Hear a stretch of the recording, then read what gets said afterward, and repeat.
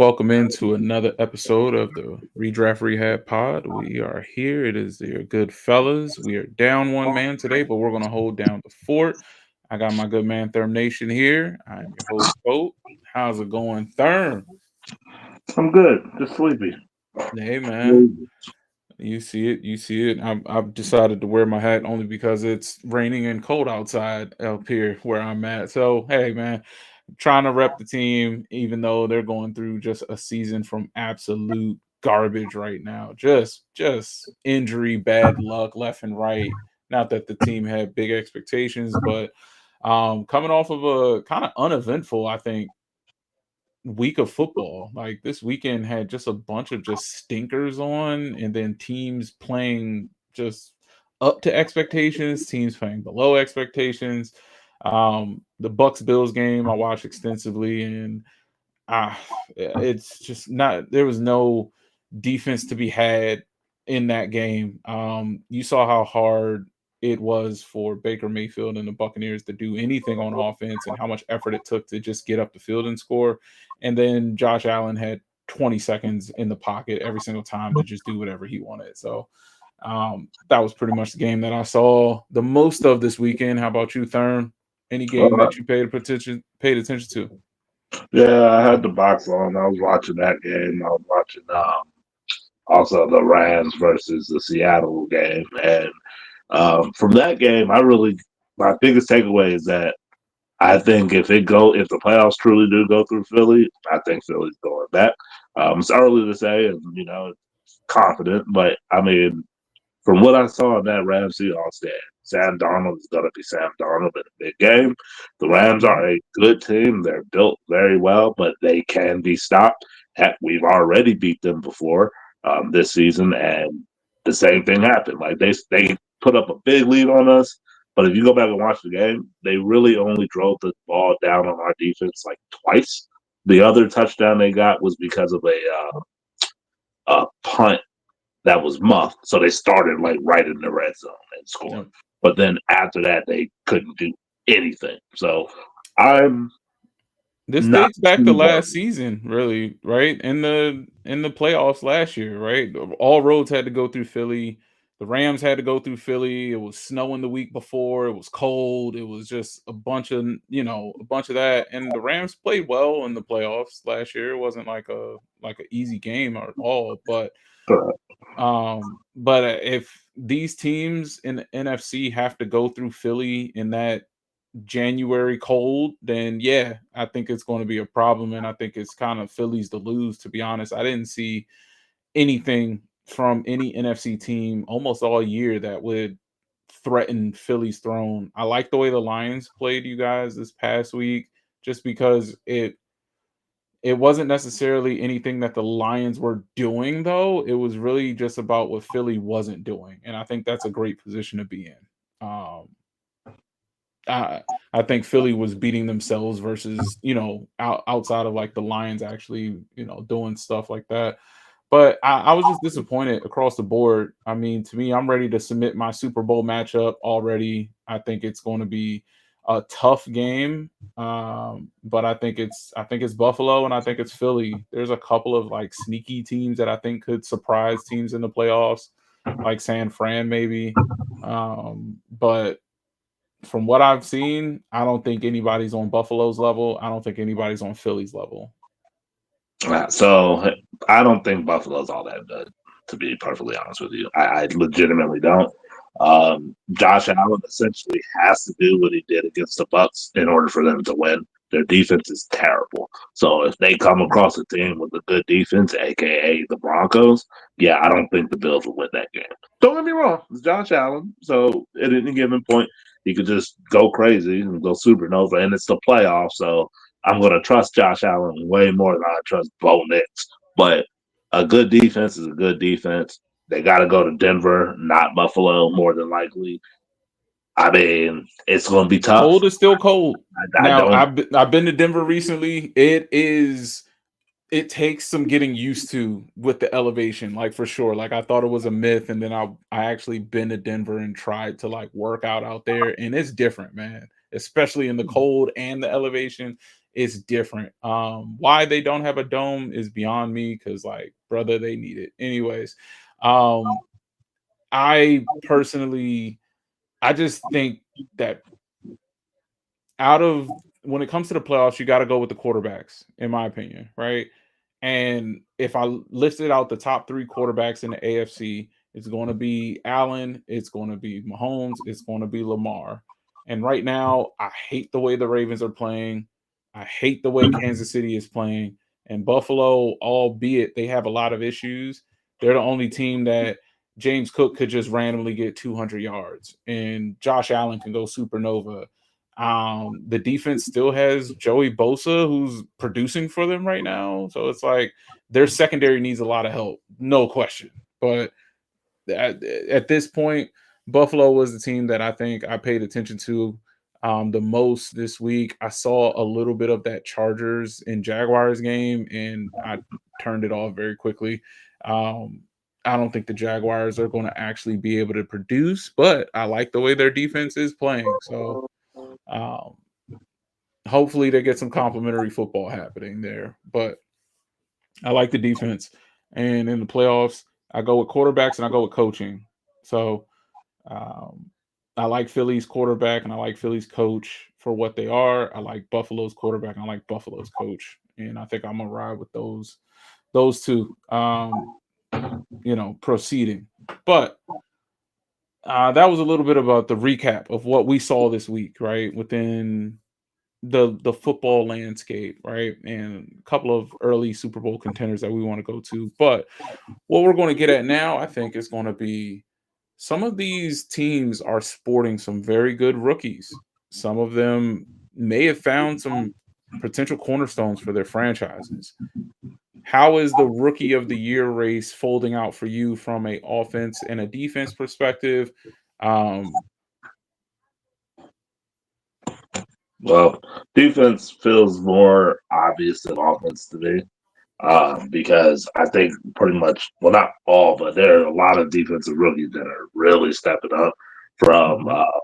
the kid out in Cleveland, the linebacker, Carson Swessinger. He's been, even during the Ravens game, I heard his name quite a few times. He's balling, Yeah, tackling machine, man. Sideline to yeah, sideline.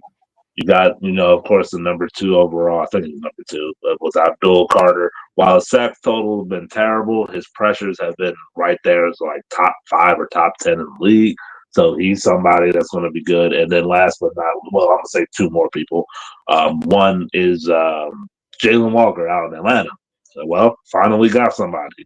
Took him a Mhm. long time to finally get someone to run with or replace Grady Jarrett. So they finally did it. Jalen Walker looks like that guy. And Jahad Campbell. If N'Kobe Dean was out for the year, I would put Jahad right next to Schlesinger for Rookie of the Year because he was on fire up until N'Kobe came back. So I like Jahad's future going forward. Those four look like the of them all. I think Cleveland's guy's going to get it, and he deserves it because he's done a lot. But we'll see. And then on offense, it's been a mixed bag. I mean, it started off looking like Ibuka was, clear front runner, looked like it, but he slowed down due to injuries and whatever else you want to call. He hit the Uh, rookie wall. It is what it is. exactly. So he slowed down. You got Quid Sean Jenkins out in Cleveland. He's good, but he missed like pretty much the first half of the season with some off the field stuff and Yep. injuries. So I don't know if he can get it. The other running backs, Mario Hampton, Ashton Genty, RJ Harvey got hurt. No, So he's I'll not. give you the top five right now from a betting perspective. The Yeah, overwhelming favorite on offense is Emeka Ibuka, but but right behind him is Jackson Dart for quarterback for the Giants. no, Tyler he's hurt. Warren is also third on the list. Tedero He's probably McMillan is fourth, and Travion Henderson is fifth right now in the odds. Right. Yeah, I think if anything, I'd say Tyler Warren. I don't think his production's gonna. Well, okay, I don't think it's gonna He's slow on down. a good team, but he's not breaking any stat. He's not Brock Sure. Bowers or what he did, right? Right. So I don't think at the end of the year he'll have the stats per se. Um, but we'll see. Emeka Ibuka definitely kind of shifted geared down, right?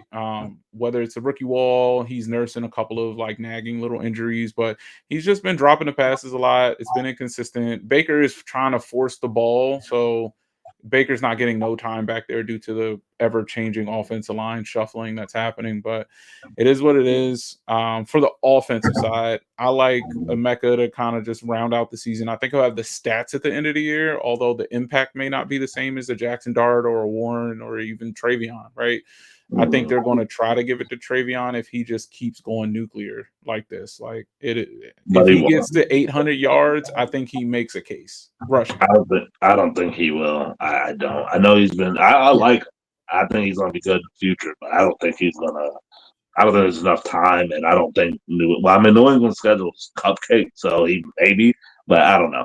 Well, I Ramondre may be back, so we'll see. If Vrabel goes back to Ramondre being the starter and thanks kid for the the electric 2 weeks and send him on his way, but we'll see. and then Um, and real quick, just the other rookies, it just hasn't been that. I mean, Matthew Golden. I mean, you can look at uh, crap. There's another a Tet. Yeah, Tet. I I mean, mean, there's just not that much out there. I'm to just be flat honest with you, and a lot of them are kind of in law jams. To be fair, like Golden, for example, he doesn't have Tetaroa McMillan's or a Mecca for that matter due to injury. Like he's in a log jam. There's 50 wide receivers in Green Bay, and they want to run multiple, so sure, I nobody's getting totally no lion share. I get that, but I'm saying like if he was, the guy, he would have emerged from that. You know what I mean? And he just hasn't Mhm. shown that he can do that in year one at the minimum. So that's No, all. for sure. He hasn't really taken away. He's looking like another guy. I think Travis Hunter was putting together something cool. Yep, and then he's Kind of gone. hard to judge the corner stats because no stats are great stats Right. for a corner, right? Right. But people don't want to vote for a bunch of zeros across the board when you know what I mean, for impact. I mean, but he's gone now, unfortunately, for the year. So he's out. A You know. sneaky candidate just because his team has a good record, but there's a safety. He's currently second in the betting odds I'm looking at right now for defensive rookie of the year, and it's Nick Emanawari. He's the safety for I know. Seattle. Yeah, I've heard about him quite a bit. Yeah, Uh, he's doing good. I think he's doing good. I like your boy Jihad Campbell, to be honest with you. I think he has great impact on the game. Every he's just a menace all over the field, sideline to sideline. He was a little shaky in that Tampa game that I recall because he was trying to cover running backs and that he exposed a little bit of his pass coverage things. But if the ball is in front of him, meaning he's not chasing it or trying to run after somebody, it kid's lights out, man. He's a stud. I mean, even the coverage can be taught. Like, I mean, it's year Correct. one for him, No, I'm where he saying got to start. just in general, I think he's a stud. When the ball's in front of him, he's a heat-seeking missile, and it just is what it is. He's always been that way when he was in college too. So, yet another rich getting richer, right? Just because everybody's scared of a little medical check, right? Trust your doctors. All right, that's how that I goes. think that I think this draft was defensive, like a defensive gold mine this year over offense. It's so far. Because even the quarterbacks that came out, whether it be Cam Ward, Tyler Shuck, Dylan Gabriel, Shador, I mean, I none mean, of them have been. Dart is the franchise guy. Oh, and Dart, I forgot about Dart. Yeah, Dart, Yeah, Dart looked the part, but he's already got to change his running style because his running style is head first, which is just idiotic. So, well, just um, slide. I mean, it's very simple. He's got a slide, yeah, but he's playing. Well, he was playing for a coach, coaching for his life, I mean, yeah. and they threw him into the fire without a safety net and no instruction manual, and that's how you get the franchise beat out of a quarterback, right? So But I mean, to be fair though, I will say this is where Dave all fell, and why I don't think he's a good head coach. Dart played like that from what I saw anyway from highlights his whole year, his whole career in college. Like just shoulder down, trying to run over guys instead of going out but of bounds or you can do sliding. that in college Right, and because that's why everybody's Dave all got a smaller than coach. you. But Right. at Ole Miss, his job wasn't lowering shoulders contact at all. He was actually like, "I'm gonna sit on my back foot and throw a 40-yard bomb." Like, That was his game in college because that's But Lane Kiffin's offense, right? yeah, So but when he did take off, he would, like I'm saying, instead of like if he was at the sideline, right? Instead of just going out, he's the guy yeah, who he's not dipped a his cautious shoulder. quarterback for sure. Yeah, that's what I'm saying. He's dipping his shoulder, whether it's his throwing shoulder or But not. again, And you trying can to, do that in college when everybody's 170 pounds. right, I agree. That when you're in the NFL, concussions come with that, and And that's what he's that learning now. and that's why I said that's where Dayball felt. Like Yep. that, obviously, it's hard to coach out something that he's been doing for his whole life in 1 year, one off season. I get it, but you're a coach. I mean, he showed no signs of that he was coached to slide or anything because he literally never slid. He never slid, not No, once. he always tries to go forward, Yeah, and so I don't that's an think issue. exactly because when you think about it, Dayball with Josh Allen, when they say they've all helped him.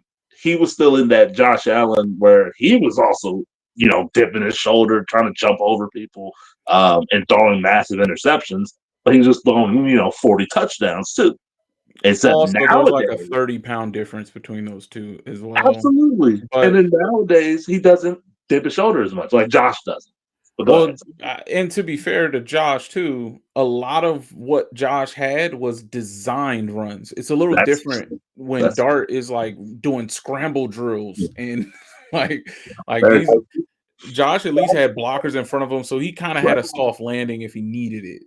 Um, Sure, sure. Yeah, but I can give but yeah, you that. I mean, I'm not a fan of the rookie getting I mean, if we believe the reports, almost 4 concussions before week 6. Like Right. I, that's a recipe for disaster, and then it looks even worse when you see Dable running to the blue tent to tell him to get out of there so he can go back on the field because Dable doesn't want to see another snap of Russell Wilson. Like yeah. I don't know, man. Like that's New York has a problem, and the Giants going to have to figure that out because, and they will, they will. Well, we hope that Maybe. they hire a better coach that's going to be able to actually. Maybe they reach back to Ole Miss and try to get Lane Kiffin and say, "Hey, Lane, you want to coach your college quarterback in the pros?" Like maybe they do. We'll see. Um, I wouldn't be mad at it. Lane Kiffin's return to the NFL. That would be cool. We'll see. But I think that's going to be something that we'll look into this week. I'm not sure if Jackson Dart is cleared concussion protocol as of us recording right now, but if he does, you're going to Detroit to face that stingy Lions defense. I don't know if this is the game that I would put Jackson Dart back in. I would kind of be like, "Hey, Jameis, you up for another one?" Like, yeah, Right. let's do that. Mhm. Um, but as far as my start sits of the week, I'm looking at a quarterback perspective. I don't want my start of the week is actually going to be Sam Darnold going against Tennessee. I know that Tennessee's defense has tried to make strides and try to keep teams close this year. I think this will be a good shake back game for Sam Darnold and that offense to just get back to humming. I think they got a little too pass happy in recent weeks, and they need to just rely on that run game, man. They got 2 good backs, like use them, and then let Sam and Jackson Smith and Jigba like carve you up once they get to the red zone. Um, but that'll be like one of my quarterback starts of the week, and I'll give you a sit, and then I'll throw it to you. One of my sits of the week is going to actually be Trevor Lawrence against Arizona. Arizona has been letting up a lot of points lately, and Jacoby Brissett is trying to like just scorched earth, right? He's going touchdown for touchdown with whomever's in front of him, and I love it. But for Trevor Lawrence this week, I don't think that's an efficient move if you're trying to go down your fantasy football stretch and you see him on that waiver wire and you're like, maybe I can. I wouldn't do it. Not this week at least. Mm, And I'll give mm, you a bonus sit of the week, and it's going to be Baker Mayfield. Love him, but you're going to LA to play the Rams defense. Yeah, I think with this offensive line that you're bringing up there, I think this will be a good sit week for Baker, unless that running game goes crazy. And we saw Sean Tucker go crazy last week. But Bucky is probably going to be back next week. Rashad is still there. Sean's still there. So now we're back to who's going to get the rock and trying to find the hot hand in a game that you're going to be more than likely down 2 scores early on. So I don't like Baker's odds this week against the Los Angeles Rams. Okay. So I was just looking at this week's slate of games here and looking at it. If I'm going to have a sit for this week, Are you going running backs, like running back sits this week or starts? no, I was thinking. So actually, I'm gonna say sit players from this Okay. team if you can, because I think it's going to be rough, and it's the Cowboys. I think it's going to be rough. Oh, Obviously, in most leagues, you're not going to be able to sit that. Probably, you probably can't sit CD. You probably sit the running back Javante, but I just I know they still have the power of grief working for them. Well, usually it's only lasts for one game. Rest in peace to No Sean. That was his name. Is his name No Sean? Rest in Marshawn peace. Nealon. Marshawn. Yeah. Marshawn. There we go. You said no Rest Sean. I in was peace. like, Moreno? No, yeah, I know, but I knew it was a Sean. So Yeah. rest in peace to him. But I think the Eagles defense is just playing so well, playing lights out football. Their defense is healthy, so I know the offensive firepower that is the Dallas Cowboys. I totally get it, and it's in Dallas. I completely get it. I just I just And then as far as starts go, I'm gonna give you a surprise start. I think it's gonna work. At least I look. I told y'all Aaron Rodgers before. I'm not telling you Aaron Rodgers, but I'm diving back into the veteran QB pool here. Okay, bear with me. I don't like this guy, but Don't do it. Cousins, Don't. Kirk Cousins. They're playing the Saints. They're Oh, playing the wow. Saints. I Oh, understand. I understand. I know Drake London is hurt, and I get it, but if this could be a good game for Kirk. Look, it will if it not. loses you guys, I'm sorry, but it could be a good game for Kirk. And then hold on, I got one more that I think is a good one as well, and it's the whoever's the Bengals quarterback. So again, Jamar Chase is I get it, I do, but the Patriots defense is overrated, extremely overrated. Their rush defense isn't all that good. It's okay. It's actually let me take that back. Their rush defense is pretty good. Their pass defense is susceptible. Okay, you can pass on them, and I know again Jamar's not there. That is massive for the Bengals, but T. Higgins is still a very good wide receiver. They still got Jasecki, I believe, and Chase Brown is a decent running back. So if Joe Burrow's playing, start him. If Joe Flacco's playing, start him. So And I gave you two as you only just said that, we got word that Jamar Chase 1 game suspension is officially upheld. So yeah, of definitely course. missing. He wasn't. Yeah. Yeah, there was no way the pill's gonna work there. And then if I can give you one more set, is just be a player, Caleb Williams. I think this is going to be a rough game for the Bears. I think the Steelers are going to win, unfortunately for Ravens fans. But I think this is going to be a rough game for the Bears, even though it's in Chicago. That 1 o'clock. It might be a cold game. It probably is going to be a cold game. Might even snow. But I don't like Caleb Williams, especially if it snows. I don't like Caleb Williams against that pass rush. And the Steelers defense has played Oh, really and well. he's very squirrely.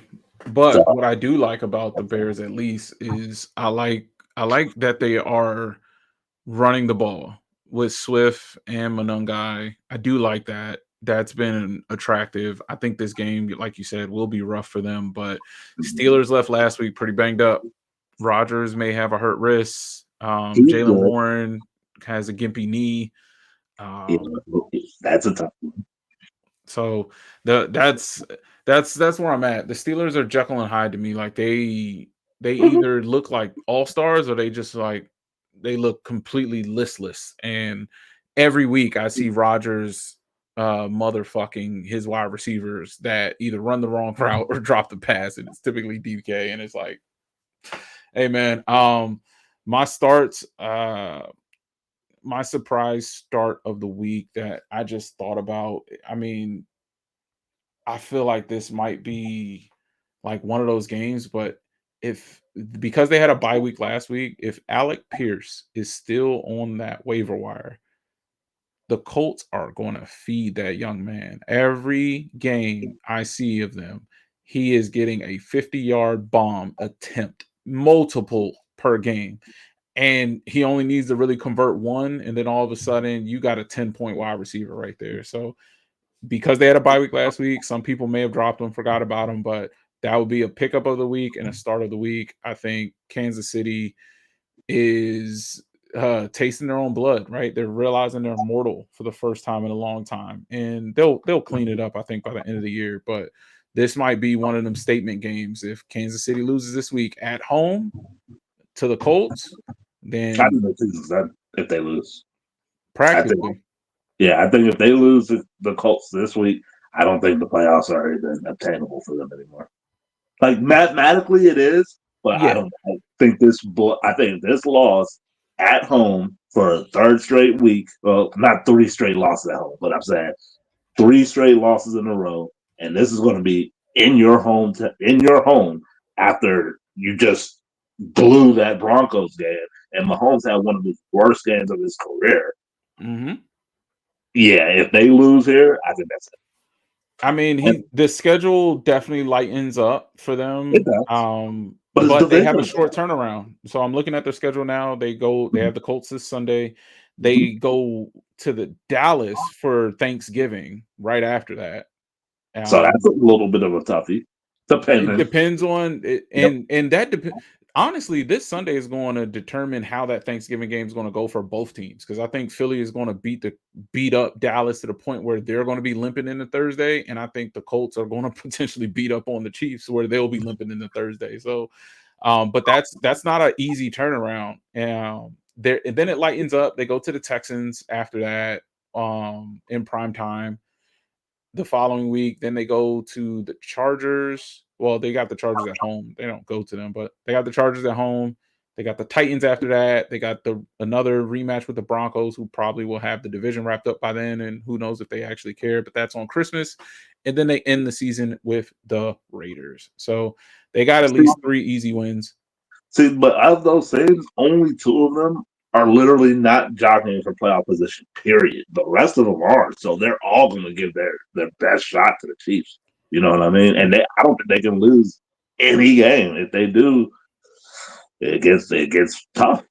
Yeah, they're going to have to play some catch up for sure. Just because, I mean, you got a couple of teams right now that are just. I mean, the Patriots are 9-2, the Bills are Yep. 7-3, the Steelers and the Ravens. They're going to be probably fighting. I don't think they'll send two. They'll probably be one. But Yeah. you got the Colts at 8-2. The Chargers are technically 7-4. They got 2 games up on the Chiefs.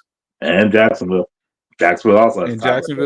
Jacksonville's 6-4. The Broncos are 9-2. So it's an uphill climb, right? That mathematically, like you said, they're still in, but they're looking at they can't drop those easy games. So that Texans Exactly. game, they can't drop. That Raiders and Titans game, they can't drop. So Exactly. And like you said, like they're also going to need some help from other teams because they've lost tiebreakers. Like again, mhm. Jacksonville beat them. The Chargers, as you said, beat them. The Broncos have already. Well, that's for division, but the Bills have beat them. The only wild card team that they've beaten so far is the Ravens. That's it. That's the only tiebreaker they had. And the Ravens, let's be honest here, They're any winning the AFC division to North. get to the playoffs. That's what I'm saying. Like the AFC Yeah. North playoffs path is pretty much only through the division. Let's just call it spade a spade. I mean, I guess the mathematically you could send two, but I just highly doubt it. That's all. No, I agree. It's going to be some tough sledding. They already had the easier part of their schedule. I mean, Yes. looking at this, the Chiefs kind of had an easy year, so for them to be kind of faltering, I don't know. The teams I'm seeing on here that they've had to play, like, of course, the Philly game, right? They lost that, but then they beat up on the Giants. Then they beat up on the Ravens, and And the then Raiders. And then, I mean, they lost to the Jaguars after that, and then they beat the Lions, and then they beat up on the Raiders, and then the Commanders, and it's like all of these teams are like the outside of the Lions win. I'm like, I don't know if I can give you credit for these wins. You lost to the teams that matter, right? Yeah. So you lost to Philly, you lost to the Bills, you lost to the Broncos. We'll see if you Yeah. beat the Colts and then the Cowboys after that. But right now, the Lions are the only win that I'm looking at on their entire season that I was just like, okay, that even the Ravens one, like I'll give them half a point for that. But yeah, um, it's going to be a fun end to the season. We'll see how that goes from a start and sit perspective. I think, right now we gave you a couple of start sits for some of the games that we think are going to be, what you want to pay attention to and look out for. I think this Thursday game with the Bills Texans is going to be an absolute bloodbath. So for Houston at least. Um so sit every Texan you kind of have for that one. The only Texan you'll probably have is Nico Collins, maybe Woody Marks, but I would probably sit Woody if you can, and you have another running back. But Nico, you kind of have to play, but I wouldn't expect much out of them this week. I wouldn't be surprised if they somehow beat the Bills. I just don't think the Bills are all that good of a team. I think this will be the statement game for the Bills to let teams know that, hey, we started out not so hot, but like we're getting it together. Just like last year. Last year they kind of started out not so hot and then all of a sudden just turned it on once it started getting cold outside. It's like cold is their superpower for whatever reason. But um hey, that's a episode this week for us. We will see you next week with brand new start sits, brand new fantasy advice, and brand new commentary from the good fellas. We appreciate you. We thank you. We'll see you next time. Deuces.